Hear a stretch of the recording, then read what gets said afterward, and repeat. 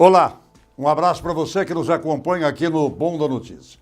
O nosso assunto hoje é um assunto dos mais sérios para o ser humano, a sua saúde.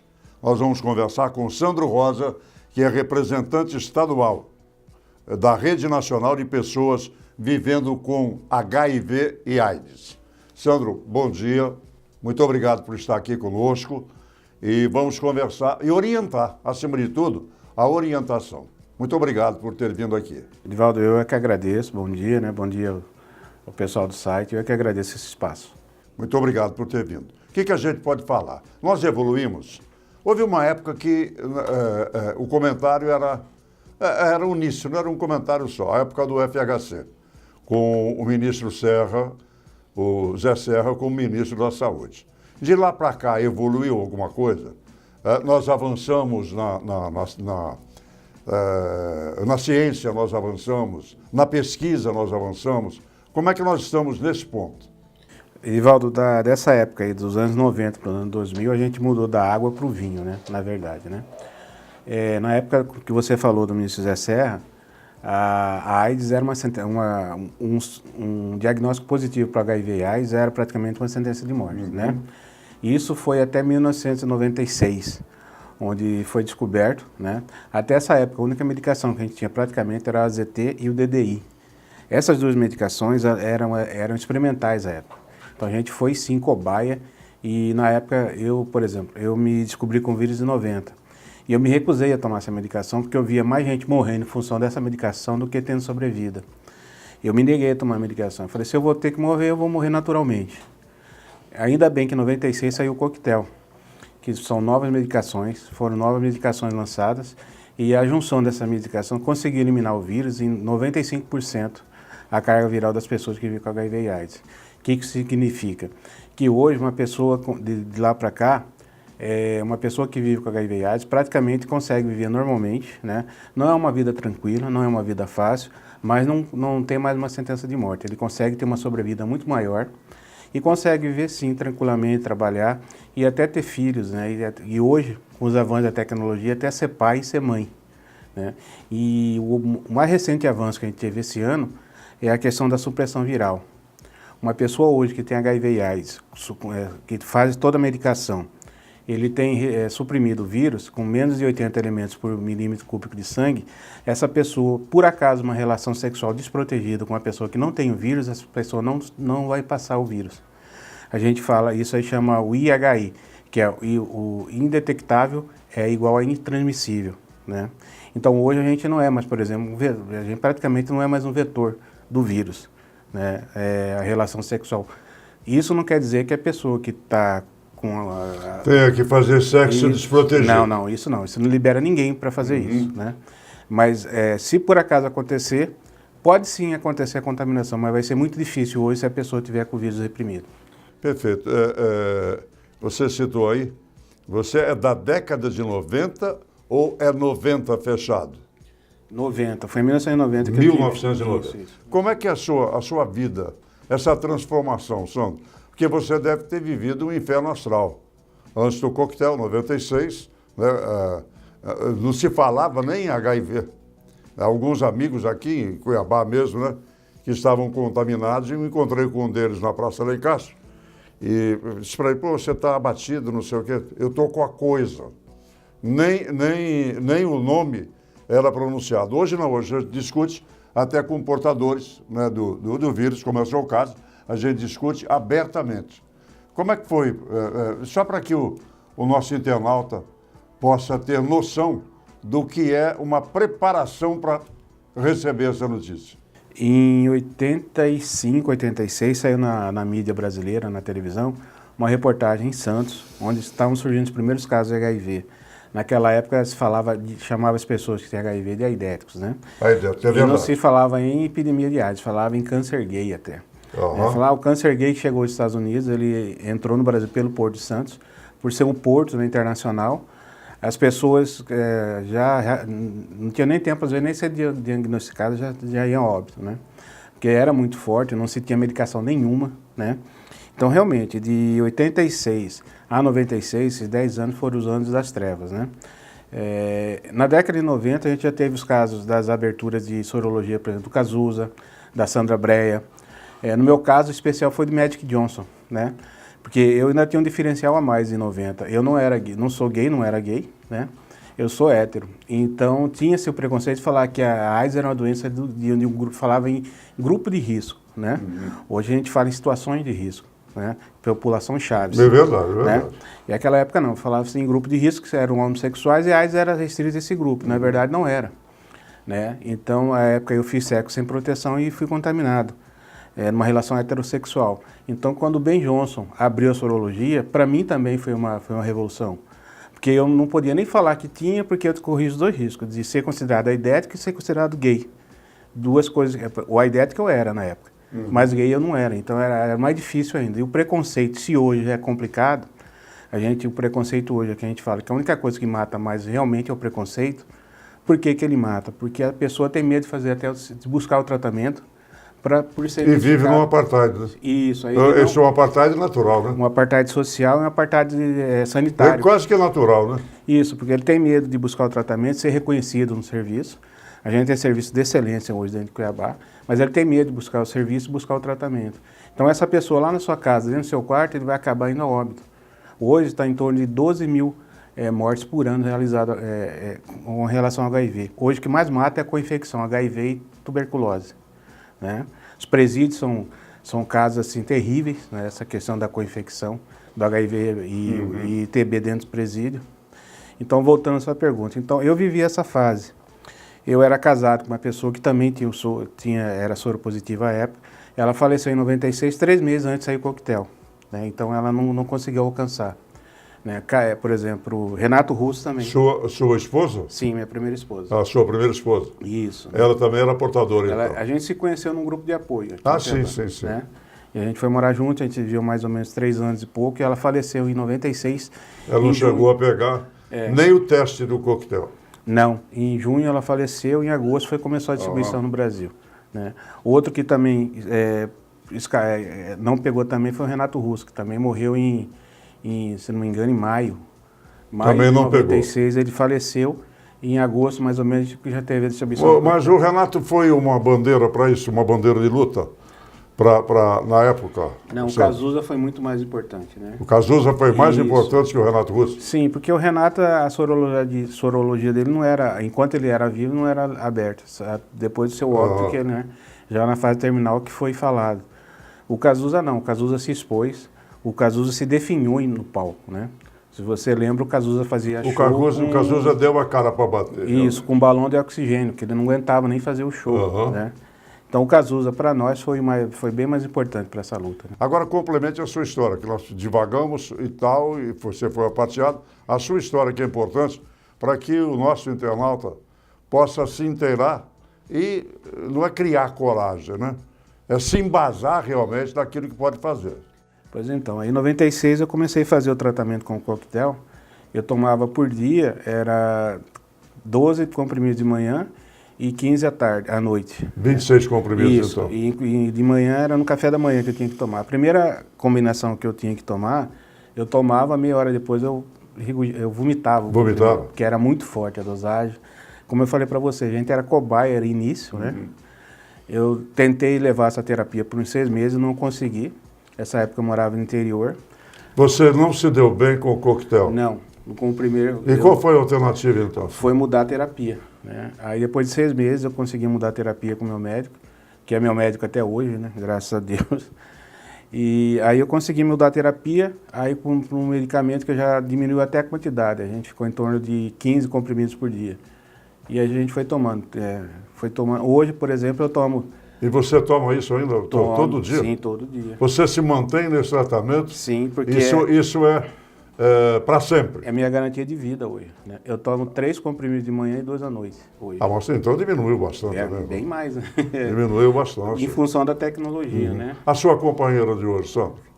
Sua esposa? A minha companheira também é soropositiva, né? Também? Sim. Por coincidência, vocês se encontraram em grupo de apoio ou não? Foi no movimento, né? A gente se conheceu no movimento. Porque eu praticamente passei a viver dentro do movimento a partir de 1991, né? Eu trabalhava e eu fiquei doente, fui aposentado em função dessa doença, né? Eu tive uma infecção oportunista, que a gente chama, que são as doenças que ninguém morre de AIDS, né? Nem de HIV, a gente morre das infecções oportunistas, né? Das doenças que a gente contrai em função de ter uma debilidade na questão da resistência, né? E eu fiquei doente em 2001 e eu passei mais tempo, aquele prazo do INSS, da empresa me mandou para o INSS e o INSS me colocou em auxílio-doença e depois me aposentou por invalidez, né? Então hoje eu sou aposentado por invalidez em função da doença, né? Agora, você citou um fato importante, né? Os nossos irmãos reeducandos, aqueles que estão em presídios pelo Brasil, há uma proliferação realmente não só de AIDS, mas de doenças sexualmente transmissíveis.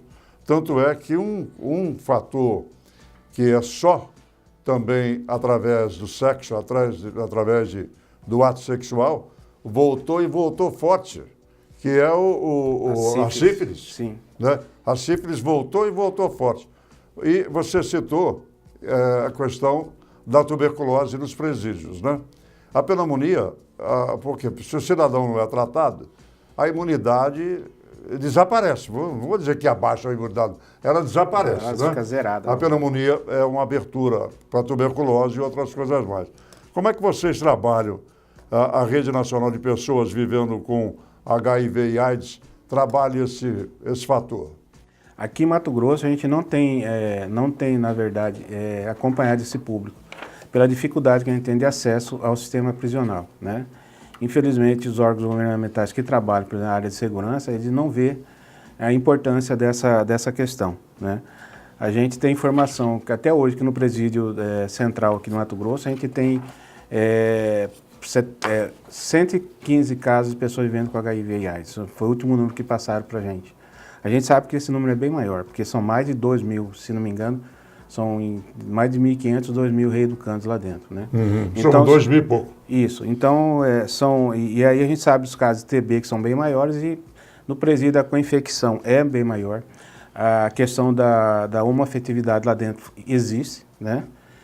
E outro fator que é importante também no presídio é a questão do uso de droga, né? Que também é uma porta de entrada também, tanto para TB como para o HIV também, né?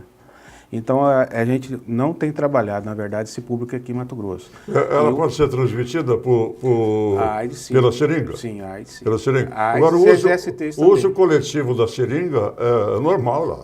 É isso que eu falo para você. É normal o uso coletivo. E não o uso de preservativo na relação homoafetiva também. Uhum. Né? Então, a gente sabe que esse número é bem maior. Agora, infelizmente, a gente tenta sensibilizar as autoridades. Até para a gente estar fazendo trabalho em conjunto, a gente não tem respaldo. Eles protelam, não nos chamam para conversar, porque a gente poderia estar traçando estratégia para estar abarcando esse problema. Vocês nunca tiveram acesso para conversar? Já tivemos em governos passados. Né? Sim, nesse governo do Pedro que está terminando, vocês não tiveram? Não, desde o governo Blairo Mar, a gente não tem mais praticamente então ação nenhuma. Já vai longe isso. Do governo Blairo Mar para cá, na verdade, foi detonada toda a política estadual de combate a HIV e AIDS. Porque é humanamente impossível, né? Vamos pegar um contingente só dos albergados lá na PCE, lá na Penitenciária Central do Estado. São 2.400. É humanamente impossível você não admitir que exista lá dentro um homossexual. Que não exista... É a homoafetividade. Isso, é o tesão que vai até existir. Por sobrevivência. Isso, o tesão, ele é fisiológico, não tem, claro. Né? E não tendo como o cara encontrar com uma mulher, ele está ali, é só um homem, vai rolar. Claro, e não tem preservativo. Pois é, e é só na transmissão, só através do contato sexual, ou do ato sexual, né? É que você vai ter a sífilis e a AIDS. A sífilis hoje ainda está sobre contenção, né? Sobre precaução. Hoje... Não, a sífilis, a gente está numa epidemia de sífilis. E o ano passado a gente teve até o cancelamento da produção de penicilina no Brasil. Você viu o nível que a gente chegou nesse país. Foi parada a produção por mais de 6 meses de penicilina, no meio de uma epidemia de sífilis no Brasil. Então a sífilis voltou, a gonorreia está voltando, que é coisa que a gente fala, pô... Gonorreia é da minha juventude, eu já tinha até esquecido. A gente falava em doença venérea. Doença venérea, é verdade. A gente fala em IST, né, infecções sexualmente transmissíveis. Então a gente está voltando à gonorreia. Por que está acontecendo isso? Porque, na verdade, não tá se falando em prevenção, né?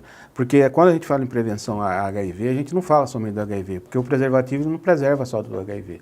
Ele preserva de todas as ISTs, que são as infecções sexualmente transmissíveis. E você tem uma cadeia de doenças sexualmente transmissíveis. Sim, né?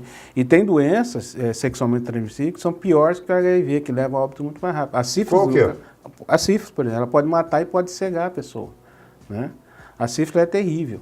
E se for uma co-infecção de sífilis e HIV, aí com certeza... sim, aí é uma complicação. Aí você já estava... Até o tratamento é mais complicado, né? Tá. Mas a sífilis eu estava lendo, por coincidência eu li, agora questão de 4, 5 dias atrás, a sífilis você com benzetacil você contém. Quando ela está com HIV... Na secundária, terciária, já fica um pouco mais difícil, né? Isso, né? Já porque fica um pouco mais difícil. A sífilis, essa doença ela é traiçoeira porque ela, como a HIV, ela fica incubada, ela fica muito tempo incubada. Ela fica até 10, 15, 20, 30 anos incubada. E quando ela volta, quando ela se manifesta, ela vem com força. Nesse realmente. Caso é pior, né? E aqui a gente fala... Agora, o que você sugere, Sandro? Porque para o HIV, você tem o teste para detectar. Você acha que nesse momento que a gente passa, que é um momento de preocupação, nós deveríamos ter um teste coletivo? Colocar, por exemplo, em mutirões, vamos fazer exame de sangue só para DST, DST-AIDS, exame de sangue específico para DST-AIDS. Seria interessante, seria importante, há necessidade, tudo sem alarde, dentro daquilo que a gente pode fazer e precisa fazer. O que a gente costuma trabalhar é primeiro fazer sensibilização desse público. Por exemplo, no caso de um presídio, a gente iria lá, poderia estar fazendo palestras para um coletivo ou com grupos menores, para estar falando sobre a importância, sobre como é que é viver com a doença, como é que é o tratamento. E aí sim, depois, ele não pode ser compulsório, né? Aí sim, as pessoas que quiserem fazer o teste, está à disposição. A gente tem teste rápido, que é meia hora você tem um resultado, através de uma furada no dedo. Tem o teste do fluido oral, que é só passar, tirar a saliva. Quer dizer, então, a maneira de se detectar hoje está muito simples, né? Que também, o fluido oral também é rápido. E tem, nesses casos, se der positivo, aí a pessoa é encaminhada para o serviço para fazer o teste, realmente teste de sangue, que é o ELISA, que vai dar confirmatório definitivo, né? Então, a questão da testagem seria essa, né? O que a gente pode fazer nessa parceria é fazer essa sensibilização, que a gente também não tem como pegar a pessoa pela mão e forçar ela a fazer o teste, né? Então, a gente trabalha muito com a sensibilização do público, como? Mostrando como é que é viver, né? Mostrando que existe sim uma vida após o HIV. Não é uma vida tranquila. Também se vendeu a ideia que viver com HIV hoje, de uns 5 anos para cá, se vendeu uma ideia que viver com HIV/AIDS é tranquilo, é só tomar alguns comprimidos por dia e você está bem. E não é bem assim, né? Isso a gente fala muito para a juventude. Né? Você é tolhido de uma série de coisas, sim, né? E você está exposto, por exemplo, a medicação, apesar de ser uma medicação hoje extremamente favorável para nós, diferentemente do que era no início da década de 2000, ainda existem os efeitos colaterais da medicação, né? Lipodistrofia. Mesmo com o uso constante, sim, você ainda tem efeitos colaterais? Tem efeitos colaterais, sim. Por exemplo, questão de diarreias fortíssimas, lipodistrofia, lipoatrofia, né? Complicações hepáticas, existe isso. O remédio que eu tomo, ele aumenta a gordura no fígado, né? Então tem que ser bem dosado, entendeu? Então não é assim tão tranquilo. Não é, por exemplo, como um resfriado que você toma um Resprin e está tranquilo, né? Não é bem assim. Então isso a gente mostra, porque para a juventude foi vendida uma falsa ideia que viver com HIV e AIDS, você pegou a AIDS é tranquilo, você vai só tomar um comprimidinho e vai estar tranquilo. Não é, a gente fala, é uma vida complicada e ela pode, se você fraquejar, ela pode sim te levar ao óbito, né? Você tem filhos? Tem uma filha, com 7 anos hoje. Ela é imune? Ela é imune, porque existe toda uma profilaxia que a mulher faz, né? E a criança nasce sem o vírus, que é chamada... Eu conheço tua filha, uma menina linda, então, saudável. Que é a chamada transmissão vertical, que era, no passado se passava E um dado triste, Edivaldo, até 3, 4 anos atrás, Cuiabá tinha zerado com infecção vertical. A gente não tinha mais casos em Cuiabá de infecção vertical. Infelizmente, por falta de política pública no município, por abandono da política pública de prevenção, por falha no pré-natal também, né? Hoje a gente já voltamos a ter casos de transmissão vertical na rede. Então, vamos falar um pouco, então, agora, sobre políticas públicas para pessoas que são carentes e necessitadas nesse setor. O que a gente pode falar? Você falou que desde o governo Blairo Maggi, vocês não têm mais acesso a uma série de coisas necessárias, né? Até de palestras, de contato, de coisa. O que a gente pode falar? Fazendo um retrospecto, antes do governo Blairo Maggi, a gente tinha uma coordenação estadual de DST-AIDS dentro da Secretaria Estadual, e essa secretaria, ela oportunizava para a gente, por exemplo, parceria, para a gente ir para o interior falar sobre HIV e AIDS, a gente ia para as escolas, a gente tinha um programa em parceria da educação com a saúde, a gente tinha uma parceria da educação e saúde que chamava Saúde e Prevenção nas Escolas, onde a gente ia para as escolas de segundo grau e mostrava, e falava sobre a questão da AIDS, e não só da AIDS, mas também sexualidade. Tinha uma parceria com o movimento LGBT e o movimento de AIDS. E essa parceria tinha resultado, a gente conseguia alcançar a juventude. Infelizmente, do governo Blairo Maggi, essa estrutura foi desmontada, e o município de Cuiabá conseguiu levar isso até um certo tempo, mas nos 4 anos para cá isso também foi desmontado. Hoje a gente não tem parceria nenhuma. A gente vê falar em AIDS só de produção nacional, que é mandado pelo Ministério, só no dia 1º e no Carnaval, né?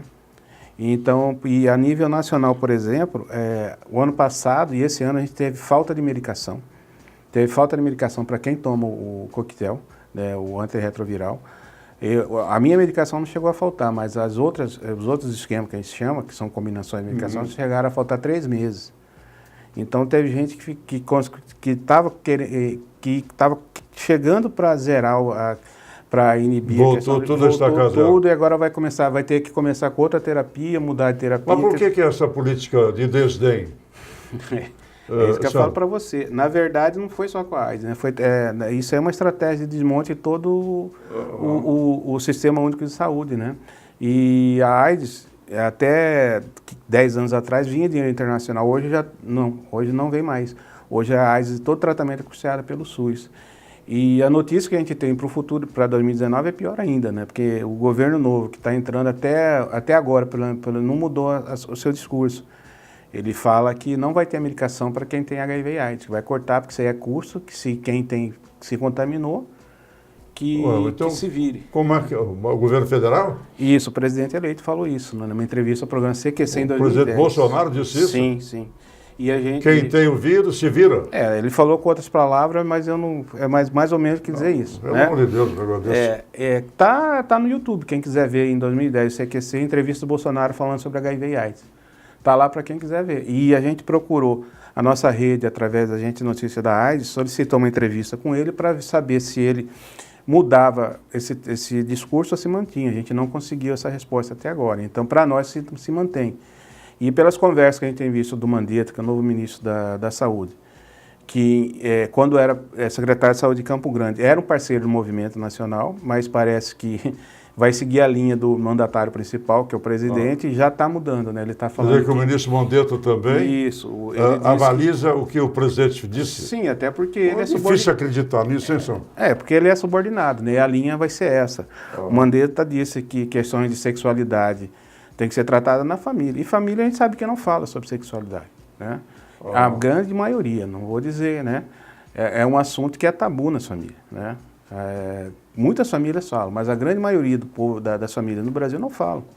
Não tem essa preocupação, deixam relegado. Mas sendo tabu ou não tabu, você tem que conviver. Se tiver com o vírus, você vai ter que conviver, a família vai ter que apoiar. Só que, infelizmente, muitas famílias não apoiam, né? Porque é que eu falei para você antes, o que mata mais hoje é o preconceito, né? O preconceito faz que a família expulse a pessoa de casa, né? O preconceito ele faz que a família isole essa pessoa, né? O preconceito faz que a pessoa se isole. O preconceito faz com que a empresa não contrate uma pessoa que vive com HIV. O preconceito faz com que a empresa mande embora essa pessoa, né? E aí a gente fica naquela, mas por que existe esse preconceito, né? A gente reporta, a gente busca no passado. O preconceito que você cita aí pode levar à depressão, Sandro? Com certeza. Né? Depressão, para quem tem HIV, o primeiro passo para quem descobre é a depressão e a não aceitação da situação, né? Então, os psicólogos, e a gente trabalha muito isso, a gente conversa muito com pessoas que se descobrem soropositivas, eles não aceitam, porque para eles é uma rachadura, né? É uma quebra de uma linha da vida.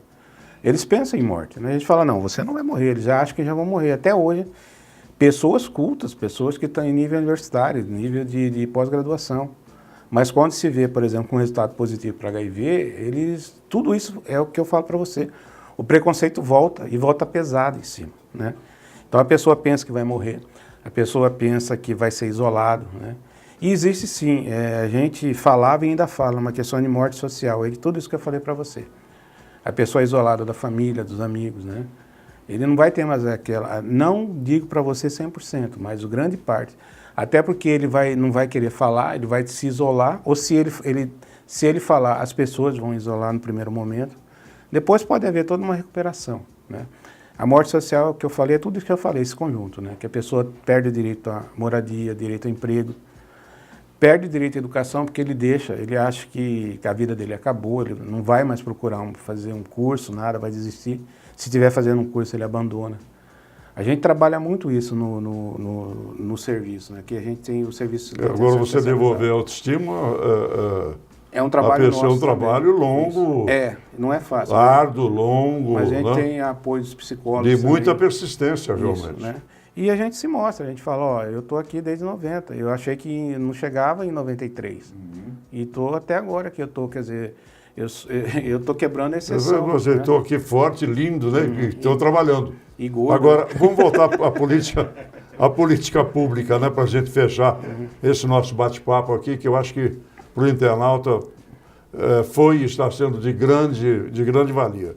Cuiabá, Mato Grosso, Cuiabá, Mato Grosso. Falamos em nível de Brasil, assusta. Tá, eu não acredito que o presidente Bolsonaro vai deixar de prosseguir com essa... Eu espero que não, até porque isso aí é uma política de Estado, né? Não é uma política de governo. Não é a política dele. Né? Mas você sabe, né, que o governo Bolsonaro ele tá vindo para a população para romper todos os paradigmas, todas as barreiras, né? A gente não quer ser uma bandeira para isso, né? A gente vai lutar, a gente está se organizando com o movimento, né? A nível de Brasil, a gente está preparado, né? A gente vai para o Congresso, vamos fazer lobby, fazer protesto em praça pública, né? Se isso acontecer realmente. A gente está preparado, a gente já está se organizando para isso, né? Porque a gente não vai deixar essa política nacional cair. Essa política que, como falei, é de Estado e não é de governo. Não vai ser um governo que vai detonar isso, né? Agora, se ele vier, a gente vai ter que existir. A gente não sabe se vai conseguir, mas que vamos lutar, nós vamos lutar. Mato Grosso, como eu falei para você, Mato Grosso, infelizmente, especialmente nesse governo e no final do governo, as crianças, por exemplo, filhas de mães soropositivas por HIV, né, que são soropositivas, a mãe, quando uma da parte do tratamento, ela recebe inibidor de lactação, porque o leite, a amamentação ainda pode passar o vírus, né? Então, essa mulher ela não produz o leite. O que se faz para a criança? A criança não morre de fome. É fornecido um leite especial, que é o fórmula infantil, que é o leite NAN, que é um leite caro, né? E a gente sabe que a maioria das mães não tem como comprar esse leite. Eu acho que ele está na fase de R$30 a lata. E vai uma lata praticamente por dia. Então, tem uma lei federal do Ministério, né, do Ministério da Saúde, que foi pactuado em CIT, né? Que os estados iriam bancar os municípios. E o estado compra e fornece os municípios. O governo de Mato Grosso, em 2018, a maioria, 80% do ano, deixou de fornecer isso para os municípios, né? Cuiabá não foi afetada, porque Cuiabá ainda conseguiu comprar. Mas Cuiabá tem recurso. Agora, a maioria dos municípios não tem recurso. E aí, o que as mães estão fazendo? Estão dando leite comum, um leite em pó comum, que pode debilitar essa criança, né? E abrir uma contaminação. Quer dizer, a possibilidade de a gente aumentar em muito novos casos nas crianças está toda, né? A gente não tem, como eu falei para você, temos uma técnica no estado responsável pelo agravo, né? A gente não tem uma política pública definida, para o Estado. A gente não tem apoio, por exemplo, para ir para o interior, né? A gente, quando quer ir para o interior, tem que fazer negociação com o município, diretamente com o município, é muito mais difícil. Isso seria muito mais fácil se o Estado fizesse esse intermeio, né? E, por exemplo, não temos campanhas também, não temos apoio às organizações de sociedade civil, né? A gente tinha apoio logístico, a gente não consegue ter apoio logístico, né? Hoje, por exemplo, se tiver a gente quiser fazer um evento aqui em Cuiabá, a gente praticamente não tem nada do governo do Estado. Município de Cuiabá também. O município de Cuiabá ele era responsável por fazer assim, esse apoio também, né? Por lei, ele tinha que dar apoio. A gente tinha que existia antes o PAN, que era a programação anual de metas, onde sentava a sociedade civil, o Estado e o município. A gente articulava as ações, por exemplo, o ano 2019. Isso já há 3, 4 anos que não é feito no município de Cuiabá nem no Estado. Quer dizer, a gente, por exemplo, a gente não tem apoio, por exemplo, vamos fazer uma campanha para as escolas de segundo grau dentro do município de Cuiabá para falar sobre IST, HIV e AIDS, né, sobre prevenção, né? A gente não consegue, nem em material gráfico, não consegue nada, né? O município também, o município de Cuiabá consegue manter o SAI, e aí eu tenho que parabenizar o município de Cuiabá, que é um serviço de excelência. No SAI a gente tem assistência médica completa, a gente tem psicólogos, a gente tem odontólogos, a gente tem cardiologista, né? Temos nutricionista, que o SAI Cuiabá hoje é um exemplo. O SAI de Cuiabá e Vargas Grande e Sorriso e Sinop são exemplos dentro do Estado, né? E só que tem um porém. O SAI de Sermac, que é do Estado, está sendo fechado, o Estado está praticamente abandonando. Essas pessoas que vêm do interior para se tratar em Cuiabá, porque tem medo de se expor lá no seu município para procurar o tratamento, vão para Cuiabá. Eles não têm para onde ir, estão indo para o SAI Cuiabá. O SAI Cuiabá já estava... Não tem casa de apoio, não tem absolutamente nada. Casa de apoio tem, mas o atendimento é feito no SAI. Por exemplo, a consulta médica, a retirada da medicação, os exames, porque a gente tem que fazer vários exames durante o ano para saber como é que está o tratamento, né? Esses exames são feitos no SAI, né? Inclusive o teste rápido, quem quiser fazer, o SAI de Cuiabá faz, é só procurar, basta procurar com um cartão de SUS. O SAI de Cuiabá já está extremamente sobrecarregado, e a briga nossa agora, daqui para frente, é para a abertura de outro SAI no município. E a gente dá a ideia que seja na região do CPA. Por quê? Porque é um grande, ou no Cochipó, que é um grande fluxo de população, ou está no CPA ou no Cochipó. Porque o SAI hoje está no Grande Terceiro, né? Ele não é tão mal localizado assim, mas ele já está, os profissionais estão extremamente saturados, porque só em Cuiabá hoje, em tratamento, no SAI de Cuiabá, em tratamento regular, são mais de 4.000 pessoas. Só que estão chegando, por semana, 40 novos casos. Deus! Né? Só no SAI de Cuiabá. A gente ainda tem o SAI de Júlio Milha, o SAI de Vargas Grande, tinha o Sermac que já está desarticulado. Então, se você colocar pelo menos 10 em cada uma desses, no Júlio Milha e em Vargas Grande, são 60 novos casos por semana. Não é por mês, não, é por semana. É preocupante, não é assustador, mas é preocupante. E a preocupação maior, Edivaldo, que são jovens que fazem sexo, são homens que fazem sexo com homens, de idade de 15 a 25 anos. É uma juventude que a gente está vendo se perder para o HIV. Meu Deus. E isso aí cai justamente na falta da questão da prevenção. Agora a questão aqui é a gente fazer um apelo para o secretário Gilberto Figueiredo, que será o secretário de Saúde, já está sendo o secretário de Saúde do Estado, novo secretário de Saúde, para abraçar essas políticas aqui. A gente fez, na época da campanha, uma carta de intenção e uma carta, assim, para todos os candidatos. E o candidato vitorioso, o Mauro Mendes, ele assinou, e a gente vai depois procurá-lo, vamos conversar e tentar implantar aquilo que está nessa carta. Né? Sandro, obrigado por ter vindo aqui. Eu que agradeço. Nós conversamos aqui, você também, internauta, com o Sandro Rosa, que é o representante estadual da RNP Brasil, Rede Nacional de Pessoas Vivendo com HIV/AIDS. Obrigado, Sandro. Obrigado a você. Um abraço. Tá ok. Um abraço e até o nosso próximo encontro.